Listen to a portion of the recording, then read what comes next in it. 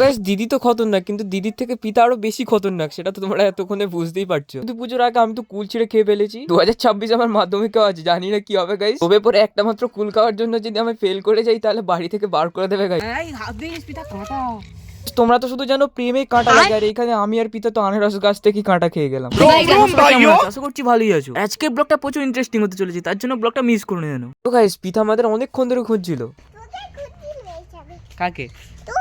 আমাকে খুঁজছিলে? চলো আমরা বাগানে যাবো সবাই মিলে। আমি যখন পিছন ফিরে পিতার একটা ক্লিপ নিচ্ছিলাম তখন পিতা আমাকে কি বলছে শোনো।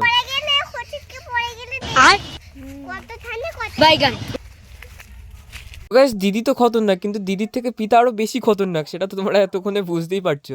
আমি লং ভিডিও তো অতটা করি না, তার জন্য হয়তো ভিডিওতে প্রবলেম হতে পারে, কিন্তু তোমরা কিছু মনে করো না গাইস। হ্যাঁ আমি আরো ভালো থেকে আরো ভালো ভিডিও বানানোর চেষ্টা করবো গাইস, তোমাদের সাপোর্ট চাই গাইস। তো সাবস্ক্রাইব করতে ভুলে যেও না যেন, মজাদার মজাদার ব্লগ মিস করে যাবে কিন্তু। সরস্বতী পুজোর আগে আমি তো কুল ছিঁড়ে খেয়ে ফেলেছি। 2026 আমার মাধ্যমিকও আছে, জানি না কি হবে গাইস। তবে পরে একটা মাত্র কুল খাওয়ার জন্য যদি আমি ফেল করে যাই তাহলে বাড়ি থেকে বার করে দেবে গাইস। পিতারা কি করছে দেখো গাইস।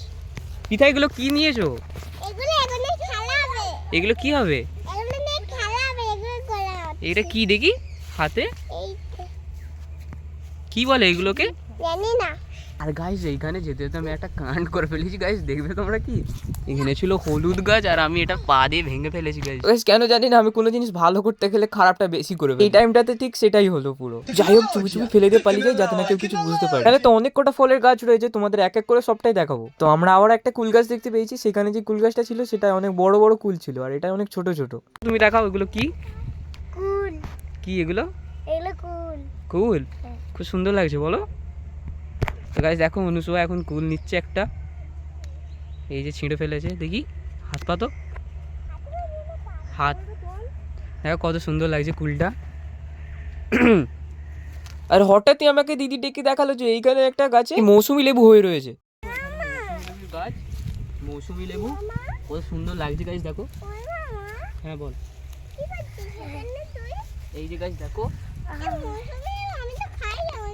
আমার তো ইচ্ছে হচ্ছিল যে এক্ষুনি একটা তুলে নিয়ে খেয়ে নিতে, কিন্তু দুর্ভাগ্যবশত ওইগুলো এখন পাকা নয়, তার জন্য একটা ছিঁড়তে পারলাম না। আর দিদি বললো যে যখন পাকবে তখন তোকে ডাকবো, তখন খাস। তাই আমি চুপচাপ মৌসুমী লেবুগুলোকে রেখে আমি উঠে পড়লাম। যে গাছটা যাচ্ছে আমরা সেটা হচ্ছে কামরাঙা। কামরাঙা খেতে তো আমার তো বেশ ভালোই লাগে, আর আমার মতো কার কার ভালো লাগে তারা কমেন্টে অবশ্যই বলে যাবে।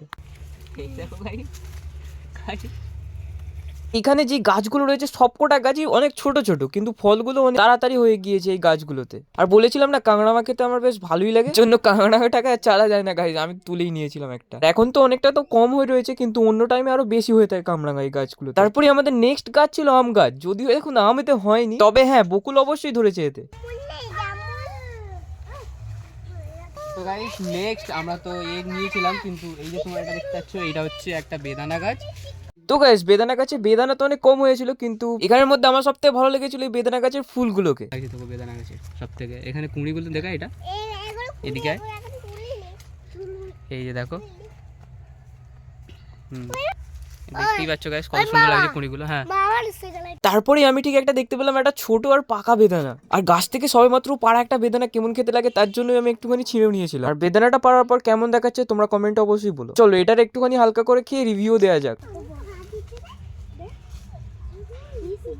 কেমন কেমন শক্ত, একটু মিষ্টি আছে কিন্তু শক্ত দানাগুলো। তো গাইস দিদিদের বাগান, দিদি আবার আমার ভিডিও করে দিচ্ছে। তো সত্যি বলতে গেলে গাইস বেদানাটা বিশাল কোষ্টা ছিল, আমি দিদির সামনে কোনোদিনই বলতে পারতাম না গাইস। আর নেক্সট তারপর তোমরা দেখো এত ছোট একটা গাছে কত সবেদা রয়েছে। এখানে অনুচুয়া ভেবেছিল একটা সবেদা তুলে নেবে, কিন্তু দিদি যা ভাবে তাকাচ্ছিল ওদিকেও, তার জন্য ভয় ছেড়ে দিল ওটা। কিন্তু দিদি আমার অতটাও খারাপ নয় গাইস। হ্যাঁ তোমরা বলতে পারো ভিডিও করে দিচ্ছে তার জন্য, কিন্তু তার জন্য নয়, দিদি সত্যি ভালো। নেক্সট আমরা একটা জামুল গাছের কাছে চলে এসেছিলাম। তোমাদের বললাম না যে এখানে যতগুলো গাছ ছিল সবকটাই অনেক ছোট ছোট গাছ, আর এইখানে এই জামুল গাছের জামরুল ফুলটাকে দেখো গাইস। এত সুন্দর জামরুল ফুল দেখার পর আমরা যাচ্ছিলাম আনারস গাছ দেখতে।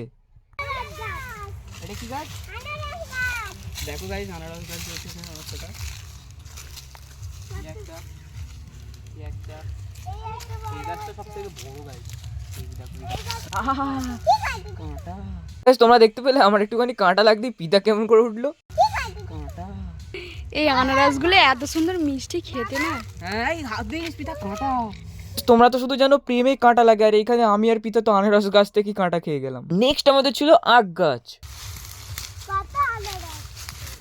গাইস দেখো, তো আখ খেতে তো আমারও অনেক ইচ্ছে করছিল, কিন্তু সঙ্গে আমরা কোনো ছুরি বা অন্য কিছু নিয়ে আসিনি, তার জন্য আর আখটা খাওয়া হলো না। আর গাইস আমি আশা করবো যে ভিডিওটা তোমাদের অনেক ভালো লেগে থাকবে। যদি ভালো লেগে থাকে তাহলে একটা লাইক আর একটা সাবস্ক্রাইব অবশ্যই করে দিও। আর আজকের মতো এতটুকুই, দেখা হচ্ছে নেক্সট ভিডিওতে।